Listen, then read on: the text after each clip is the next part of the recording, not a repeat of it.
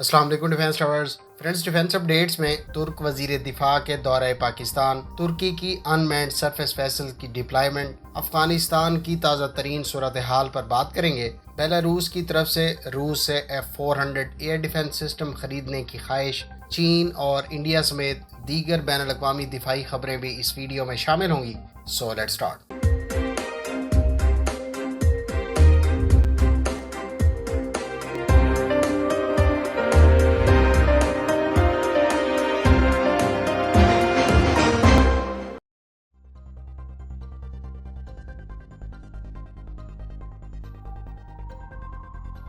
ترکی کی defence ministry کے مطابق ترک وزیر دفاع ہلوسی اکار سرکاری دورے پر پاکستان پہنچ چکے ہیں۔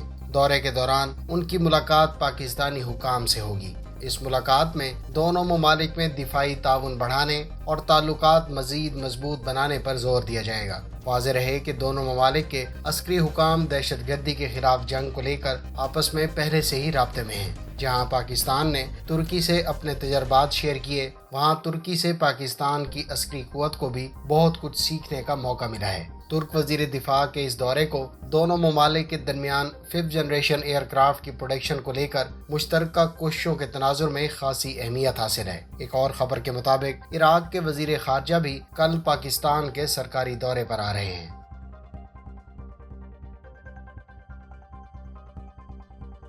کراچی شپ یارڈ اور انجینئرنگ ورکس میں 7,300 ٹن گنجائش کی حامل شپ لفٹ اور ٹرانسفر سسٹم کی افتتاحی تقریب آج منعقد ہوئی۔ پاکستان کے وزیر اعظم عمران خان اس موقع پر مہمان خصوصی تھے۔ Chief of the naval staff admiral Muhammad Amjad Khan Niazi بھی اس موقع پر موجود تھے۔ یہ ship lift and transfer system 7,300 ton وزنی بحری جہازوں کے لیے ڈاکنگ اور مرمت کی سہولت فراہم کرے گا۔ ایک وقت میں یہ 12 شپس کو جگہ فراہم کر سکتا ہے۔ کراچی شپ یارڈ اور انجینئرنگ ورکس آفیشلز کے مطابق یہ شپ یارڈ کی پیداواری صلاحیتوں میں اضافہ کرے گا اور ملکی جہاز رانی کی صنعت کی بڑھتی ہوئی ضروریات کو بھی پورا کرے گا۔ اس سے جہازوں کی مرمت کے کام میں اضافہ ہوگا۔ سرکاری اور نجی ادارے اس سے مستفید ہو سکیں گے۔ یاد رہے کہ اس وقت کراچی شپ یارڈ 2 ملجم کارویٹس، 4 یوان کلاس سب مرینز کے علاوہ عظمت کلاس فریگیٹس اور مجٹ سب مرینز پر کام کر رہی ہے۔ مستقبل میں 5,000 ٹن سے زائد ڈسپلیسمنٹ رکھنے والی جناح کلاس فریگیٹ پر بھی کام Karachi shipyard and engineering works organisation میں سر انجام دیا جائے گا۔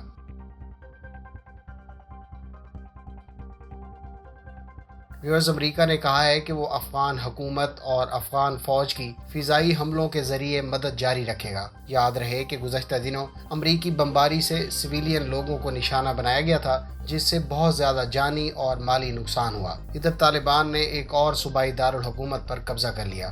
صوبہ فراہ کے صدر مقام فراہ شہر، گورنر ہاؤس سمیت تمام تنصیبات اور دفاتر پر طالبان کا کنٹرول ہے۔ بڑی تعداد میں افغان فورسز کے اہلکاروں نے سرنڈر کر دیا ہے، جس میں کمانڈر جان داد اور حاجی پاچا طالبان کے سامنے سرنڈر کرنے والوں میں قابل ذکر ہیں۔ سری پل میں اسلحے کا بڑا ذخیرہ طالبان کے قبضے میں چلا گیا ہے۔ یاد رہے کہ یہ گزشتہ 4 دنوں میں 7واں صوبائی دارالحکومت ہے جو طالبان کے کنٹرول میں چلا گیا ہے۔ افغان وزارت دفاع کے مطابق 600 نئے فوجی اہلکار تربیت کے بعد لڑائی میں حصہ لینے کے لیے تیار ہیں۔ آج امریکہ کے وزیر دفاع لائیڈ آسٹن نے پاکستان کی فوج کے سربراہ جنرل قمر جاوید باجوہ کے ساتھ ٹیلی فون پر بات کی اور خطے میں امن و استحکام اور افغانستان کی تازہ ترین صورتحال پر تبادلہ خیال کیا۔ مزار شریف میں طالبان کے ساتھ لڑائی میں بریگیڈ کمانڈر منیب امیری زخمی ہو گئے ہیں اور اس وقت وہ ہسپتال میں زیر علاج ہیں۔ مزار شریف میں بھارتی قونصلیٹ نے شمالی افغانستان میں موجود بھارتی شہریوں کو ملک چھوڑنے کی ہدایات کر دی ہیں۔ آج شام مزار شریف سے ان کے لیے خصوصی فلائٹ کا انتظام کیا جا رہا ہے۔ ایک اور خبر کے مطابق طالبان نے نیمروز میں کمال خان ڈیم پر قبضہ کر لیا۔ افغان سیکیورٹی فورسز نے بغیر مزاحمت کے ڈیم خالی کر دیا۔ نیمروز کا صوبائی دارالحکومت زرنج پہلے ہی طالبان کے قبضے میں ہے۔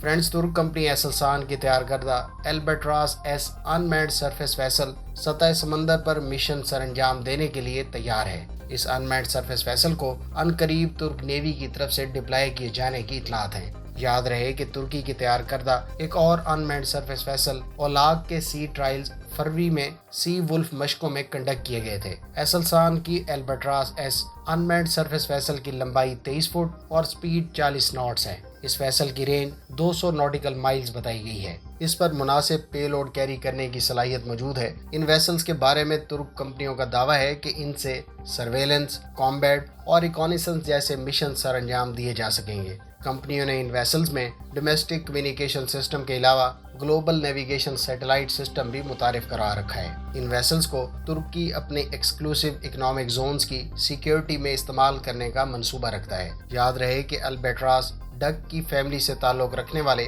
समंदरी परिंदे को कहते हैं।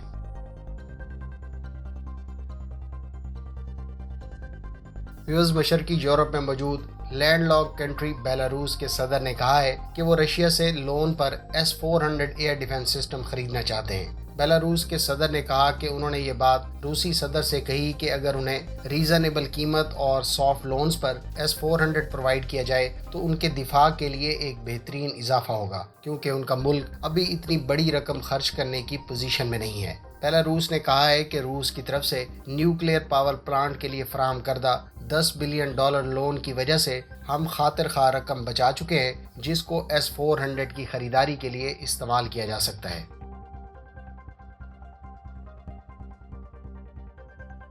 चीन के अक़वाम मुत्तहिदा में मुस्तकिल नुमाइंदे ने कहा है कि अमरीका कौन होता है साउथ चाइना सी के मामले पर बात करने वाला।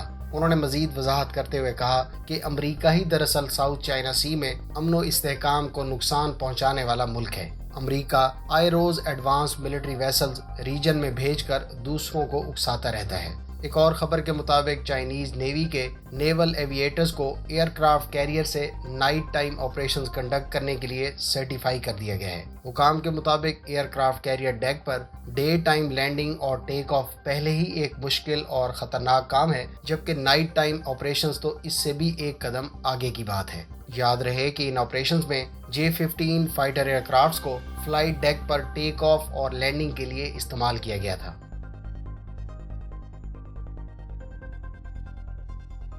इंडियन मिनिस्ट्री ऑफ डिफेंस ने कहा है कि एयरक्राफ्ट कैरियर विक्रांत ने 5 दिनों पर मुश्तमिल पहला सी ट्रायल मुकम्मल कर लिया है। आने वाले दिनों में सी ट्रायल्स जारी रहेंगे ताकि हर तरह के इक्विपमेंट और सिस्टम्स को जांचा जा सके। उसके बाद ये इंडियन नेवी के हवाले की जाएगी। याद रहे कि विक्रांत एयरक्राफ्ट कैरियर अगले साल इंडियन नेवी के हवाले की जानी है।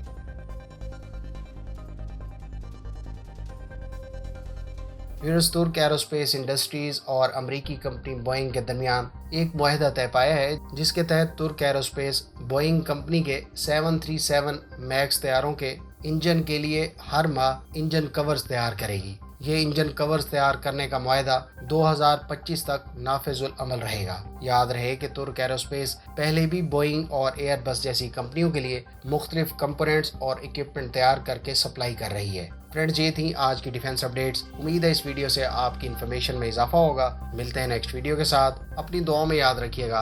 अल्लाह हाफिज़। पाकिस्तान जिंदाबाद।